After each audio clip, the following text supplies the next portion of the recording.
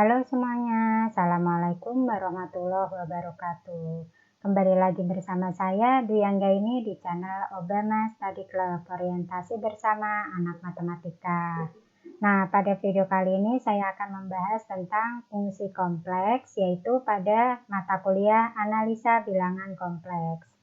Nah, sebelum kita membahas tentang fungsi kompleks, maka kita perlu mempelajari konsep-konsep topologi yang akan digunakan pada fungsi kompleks. Nah, diantaranya adalah yang pertama, himpunan. Nah, himpunan pada pembahasan ini adalah koleksi atau kumpulan titik-titik pada bidang Z. Nah, kemudian yang kedua adalah lingkungan atau persekitaran. Nah, pada lingkungan atau persekitaran ini ada dua. Yang pertama adalah persekitaran Z0 ya, persekitaran Z0. Nah, ini adalah semua himpunan titik Z yang terletak di dalam lingkaran. Ini adalah himpunan semua titik Z. Nah, ini bisa ditulis dengan N Z0, R, di mana Z0-nya adalah pusat lingkaran dan R-nya adalah jari-jari. Kalau yang untuk persekitaran Z0, maka bisa ditulis dalam bentuk nilai mutlak Z min Z0 kurang dari R. Kemudian yang kedua adalah persekitaran tanpa Z0 ya. Nah, ini adalah himpunan titik Z-nya itu tidak sama dengan Z0 yang terletak di dalam lingkaran yang berpusat di Z0. Nah, ini bisa ditulis dalam bentuk nilai mutlak Z min Z0 lebih dari 0 kurang dari R. Nah, untuk memahami dua konsep ini, kita lihat pada gambar berikut. Nah, perhatikan gambar 1 di sini. Kalau kita lihat gambar 1 ini, pusatnya adalah I, ya. Nah, karena di sininya adalah 2I, berarti jari-jarinya adalah 1. Atau dari titik pusat ke I, ini adalah 1. Berarti jari-jarinya adalah 1. Maka ini bisa ditulis N-nya adalah N. Di sini adalah Z0, R. Maka bisa kita tulis Z0-nya adalah titik pusat, yaitu I, R-nya adalah jari-jarinya adalah 1. Atau bisa kita tulis juga dalam bentuk nilai mutlak, yaitu nilai mutlak Z min Z0 kurang dari R. Atau kita tulis Z min Z0-nya adalah I, yaitu kurang dari 1 ya, R-nya adalah 1. Nah, pada gambar yang satu lagi, nah di sini pada gambar yang kedua, kita lihat titik pusatnya adalah di 0,0. Kemudian jari-jarinya adalah A. Nah, ini bisa kita tulis N-nya adalah Z0, R. Atau bisa kita tulis N-nya Z0-nya adalah O, R-nya adalah A. Atau kita bisa tulis tadi yang untuk titik pusatnya 0, berarti bisa kita lihat di sini Z min Z0-nya lebih dari 0 kurang dari R atau jari-jarinya. Nah, maka di sininya adalah Z min O. Nah, di sini kurang dari A, di sini lebih dari 0. Gitu ya. Ini perbedaannya seperti ini. Oke. Nah, berikutnya adalah komplement. Nah, di sini teman-teman udah sering mendengar kata komplement ya. Komplement di sini bisa diartikan sebagai andaikan S suatu himpunan ya. Komplement dari S ditulis S pangkat C. Nah, ini adalah S komplement. Nah, S komplement itu adalah himpunan semua titik pada bidang Z yang tidak termasuk di S, artinya bukan anggota S. Nah, itu adalah komplement. Nah, kita lihat ilustrasi gambarnya dari contoh berikut. Nah, di sini contoh yang pertama adalah himpunan A di sini terdiri dari Z di mana imaginary Z-nya kurang dari 1. ya. Imaginary setnya kurang dari 1, berarti A komplementnya adalah set di mana imaginary setnya lebih dari sama dengan 1 atau berlawanan. Nah, yang kedua adalah di sini ada B-nya, himpunan B-nya yaitu Z di mana setnya lebih dari 2 kurang dari 4. Berarti setnya di sini adalah 3, ya. Nah, maka B komplementnya adalah selain 3 atau setnya kurang dari 2 atau setnya lebih dari sama dengan 4, ya. Nah, kita lihat gambar berikut. Nah, untuk yang A tadi, imaginary setnya kurang dari 1, kita akan buat gambarnya terlebih dahulu. Nah, seperti yang saya jelaskan sebelumnya bahwa imaginary itu adanya di sumbu Y. Nah, di sini adalah real. Berarti imaginary set kurang dari 1 kita akan buat di sumbu Y. Nah, ini adalah 1. Nah, maka karena Z-nya ini adalah imaginary set kurang dari 1, berarti daerahnya ada di sini. Nah, ini adalah daerah A. Maka untuk daerah A komplement berarti selain imaginary setnya kurang dari 1, berarti di sini A komplement. Seperti itu ya. Nah, kemudian tadi contoh yang kedua, di mana B ini yaitu Z di mana Z-nya lebih dari 2 dan kurang dari 4. Nah, kita akan buat ini kan bedanya ini Z ya. Kalau yang tadi kan di sini imaginary Z-nya itu adalah 1. Nah, berarti kalau ini Z-nya batasnya lebih dari 2 kurang dari 4, berarti kita akan buat di sini 2, kemudian di sini 4. Nah, di sini juga ini 2, ini 4. Maka kita ada 4 titik.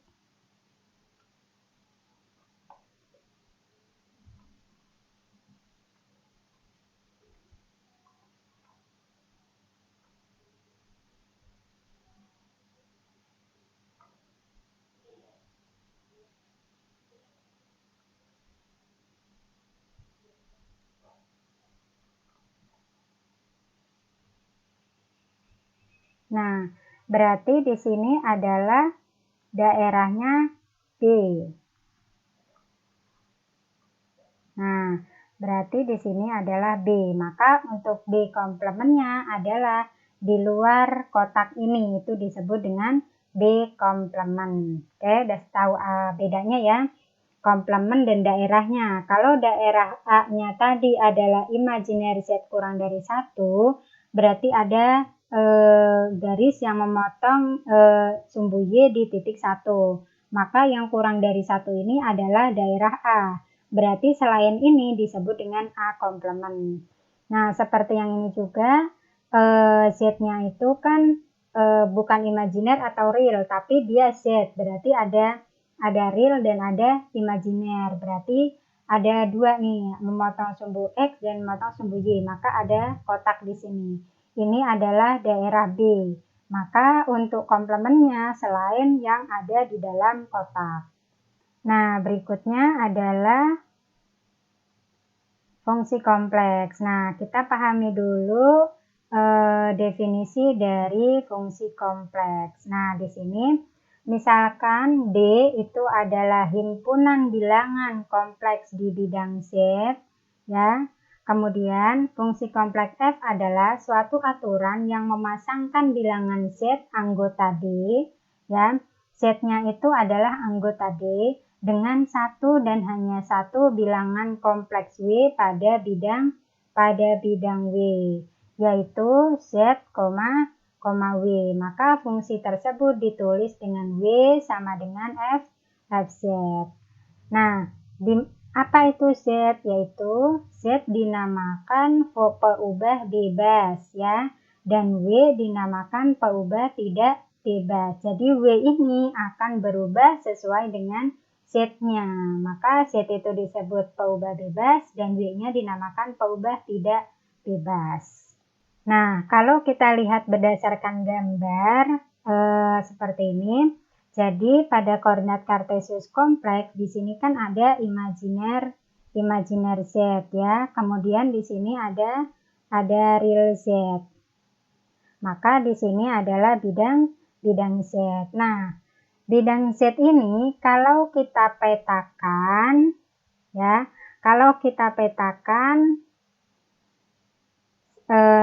terhadap sebuah fungsi, maka di sini akan berubah jadi imajiner W ya. Maka di sini jadi real W. Maka di sininya adalah W sama dengan Fz. Nah, ini perubahannya. Oke, dari Z ke W. Nah, ini ilustrasinya. Jadi, yang ini disebut dengan bidang Z dan yang ini disebut dengan bidang W. Oke. Nah, ini untuk definisi fungsi kompleks. Nah, berikutnya ada satu lagi. Nah, di sini jika Z-nya sama dengan X ditambah YI, maka fungsinya adalah W sama dengan Fz. Nah, ini bisa diuraikan menjadi W sama dengan U ditambah EV. Nah, U-nya ini terdiri dari dua variabel yaitu X dan Y, dan V-nya juga terdiri dari dua variabel yaitu X dan Y. Maka real dan imajinernya itu masing-masing merupakan fungsi dengan dua variabel X dan Y. Nah, kalau Z-nya ini dalam bentuk polar ya, maka W-nya akan berbentuk dalam bentuk jari-jari dan theta. Karena komposisi dari polar adalah jari-jari dan sudut. Nah, misalnya gini. Di sini kita punya Z sama dengan X ditambah YI. Nah, di sini kemudian ini akan dipetakan oleh Fz. Nah, di sini petakan oleh Fz. Maka di sini akan jadi W ya. Jadi W sama dengan Fz. Nah, di sini jadinya itu adalah U dalam fungsi X, Y, kemudian ditambah IV dalam fungsi X, Y juga. Nah, ini perubahannya. Oke. Nah, berikutnya adalah saya berikan contoh untuk perubahan dari fungsi Z ke W. Nah, di sini Fz-nya sama dengan 2Z kuadrat min I ya. Fz-nya sama dengan 2Z kuadrat min I. Kemudian Z-nya sama dengan X ditambah YI. Oke. Nah, berarti Z yang ada di fungsi ini kita ganti dengan X ditambah YI. Fz sama dengan 2Z kuadrat min I. Berarti sama dengan 2 dikali X ditambah YI kuadrat min I. Oke. Nah, ini sama dengan 2 dikali X kuadrat ditambah 2XYI, kemudian karena I kuadrat ini min 1, berarti min Y kuadrat min I. Nah, di sini kita kumpulkan yang ada I-nya dan yang tidak ada I-nya. Berarti kalau kita kumpulkan di sini adalah 2X kuadrat ditambah 4XYI dikurang 2Y kuadrat.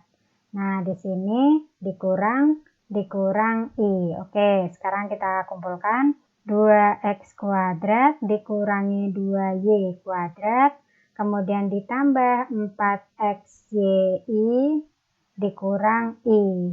Oke, nah sekarang yang ini bisa kita faktor, jadi ini X kuadrat dikurangi Y kuadrat, kemudian ditambah I-nya kita keluarkan jadi 4XY min 1. Nah, kurang lebih seperti ini.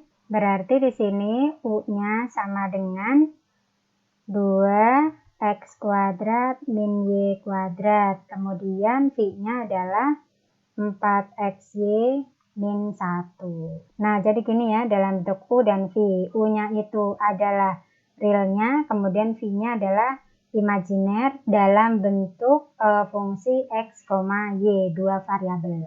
Nah, contoh berikutnya adalah tentukan Fz sama dengan Z kuadrat ditambah 1 dalam bentuk U dan V jika Z-nya adalah R cos theta ditambah I sin theta. Nah, berarti ini adalah bentuk polar. Nah, di sini Z-nya sama dengan R cos theta, kemudian ditambah I sin theta. Nah, ini adalah bentuk polar. Nah, sekarang kita substitusikan ke Fz-nya. Di sini Fz-nya adalah Z kuadrat ditambah I. Nah, sekarang kita substitusikan Z-nya yaitu R cos theta ditambah I sin theta kuadrat ya, ditambah I. Oke, kita kuadratkan, berarti di sini R kuadrat, di sini cos kuadrat theta ditambah 2I sin theta cos theta. Kemudian karena I kuadrat ini adalah min 1, berarti di sini min sin kuadrat theta ditambah I. Nah, oke. Nah, kemudian I 2 sin theta cos theta ini bisa jadi sin 2 theta.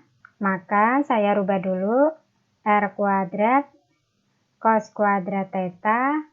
Ini saya pindahin ke depan, berarti min sin kuadrat theta. Kemudian ditambah dengan, nah ini 2 sin theta cos theta saya rubah jadi I dikali sin 2 theta. Nah, kemudian ditambah dengan I. Oke. Nah, sekarang yang enggak ada I-nya saya kumpulkan. Jadi di sini cos kuadrat theta dikurangi sin kuadrat theta. Kemudian ditambah dengan R kuadratnya dikalikan dulu, berarti I kali R kuadrat sin 2 theta ditambah dengan I. Nah, ini bisa difaktor juga I-nya, berarti di sini adalah R kuadrat dikali cos kuadrat theta dikurangi sin kuadrat theta, kemudian ditambah I-nya dikeluarkan, berarti di sini R kuadrat sin 2 theta ditambah 1. Nah, berarti di sini U-nya sama dengan R kuadrat cos kuadrat theta min sin kuadrat theta. Nah, kemudian V-nya sama dengan R kuadrat sin 2 theta ditambah 1. Itu ya, dalam bentuk U dan V. Berarti ini U-nya, ini V-nya. Nah, berikutnya adalah operasi pada fungsi. Nah, operasi pada fungsi itu seperti operasi fungsi biasanya, yaitu ada penjumlahan, kemudian pengurangan, kemudian perkalian, dan pembagian. Nah, di sini yang untuk pembagian GZ-nya ini tidak boleh sama dengan 0 karena dia penyebut. Oke. Nah, untuk operasinya sama dengan fungsi yang biasanya. Nah, kemudian fungsi komposisi.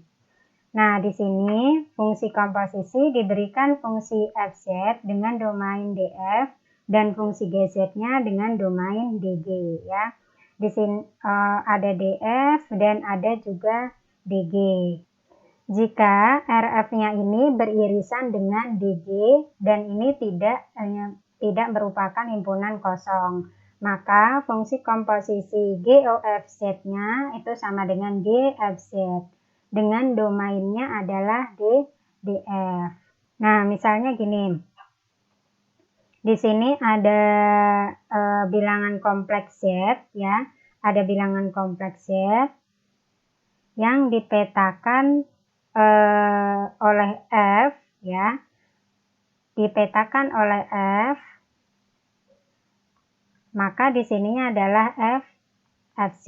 Nah, ketika si Fz ini dipetakan lagi, dipetakan oleh G ya, berarti di sini G, maka di sini G Fz gini ya.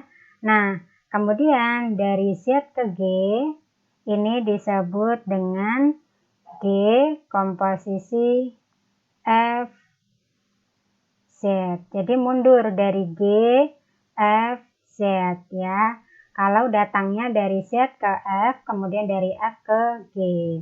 Nah, bagaimana kalau sebaliknya? Kalau sebaliknya, misalnya di sini ada fungsi kompleks Z, ada bilangan kompleks Z yang dipetakan oleh G. Ya, di sini oleh G, berarti di sini jadinya adalah GZ. Nah, ketika si GZ ini dipetakan lagi oleh F, maka di sini akan jadi F GZ. Nah, kemudian dari Z ke F di sini disebut dengan FOGZ. Nah, jadi mundur dari F ke G ke Z gitu ya. Nah, ini untuk fungsi komposisinya. Oleh karena itu, antara GOF Z ya, ini tidak akan sama dengan FOGZ. Nah, ini beda ya, mereka tidak bersifat komutatif. Nah, bisa dibuktikan dari contoh berikut. Nah, di sini Fz-nya adalah 3Z min I, sedangkan GZ-nya adalah Z kuadrat ditambah Z min 1 ditambah I. Oke, kita akan tentukan GOF-nya terlebih dahulu. Nah, kalau GOF berarti G komposisi Fz. Gini ya, berarti si Fz-nya ini disubstitusikan ke G, oke? Berarti GZ sama dengan Z kuadrat ditambah Z dikurang 1 ditambah I. Oke, nah Z-nya kita ganti dengan Fz, berarti 3Z min I kuadrat ditambah 3Z min I dikurang 1 ditambah I.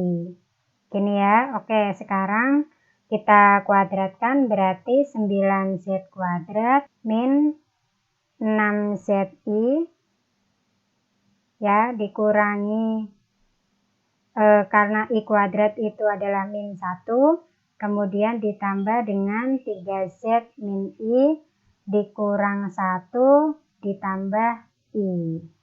Gini ya. Nah, di sini min I dengan I ini hasilnya adalah 0. Kemudian Z kuadrat tidak ada yang lain, berarti 9Z kuadrat.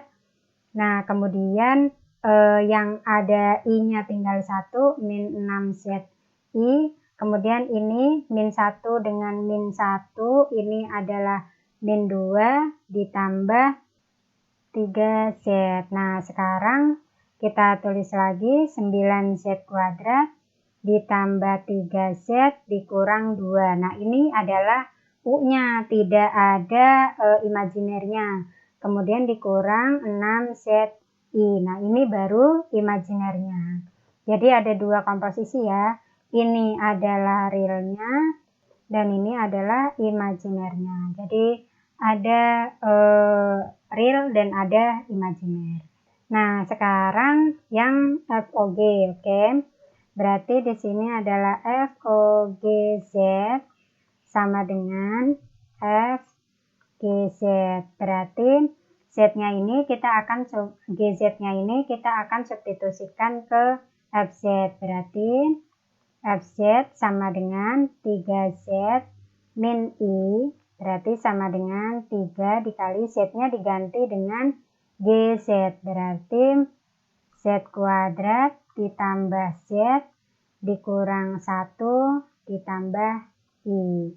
Oke, kita kalikan 3Z kuadrat ditambah 3Z min 3 ditambah 3I.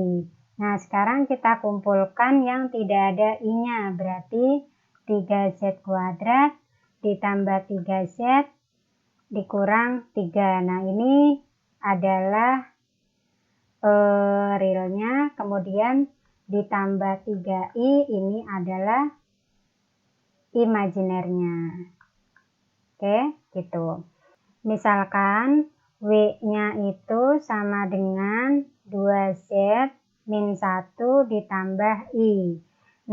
Dengan Z-nya sama dengan X ditambah IY atau YI ya. Maka ini bisa kita substitusikan dulu. W sama dengan 2 dikali X ditambah IY ya, dikurangi 1 ditambah I.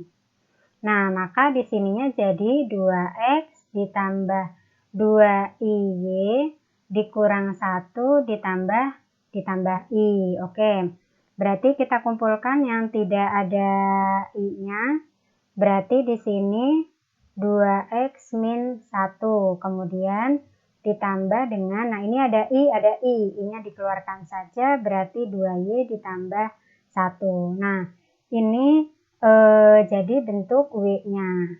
Nah, di sini apabila Z-nya ini diganti, kan Z itu tadi adalah variabel bebas ya, berarti dia bisa mengganti-ganti sendiri, tapi W-nya akan terikat oleh Z. Nah, jadi kalau di sini adalah Z1-nya sama dengan 1 ditambah I, maka W1-nya adalah, nah kita tinggal substitusikan aja, X-nya di sini 1 dan Y-nya adalah 1, karena di sini Z1-nya adalah 1,1. Nah, di sini W1-nya akan didapat 1 ditambah 3I. Kemudian kalau kita substitusi Z2 yaitu 2 min 3I, berarti kan di sini 2, min 3. Berarti di sini W2-nya adalah, tinggal X dan Y-nya substitusikan ke sini. Ya. Nah, di sini berarti W2-nya 3 min 5I. Nah, kita akan coba gambar antara Z1, Z2, W1, dan W2.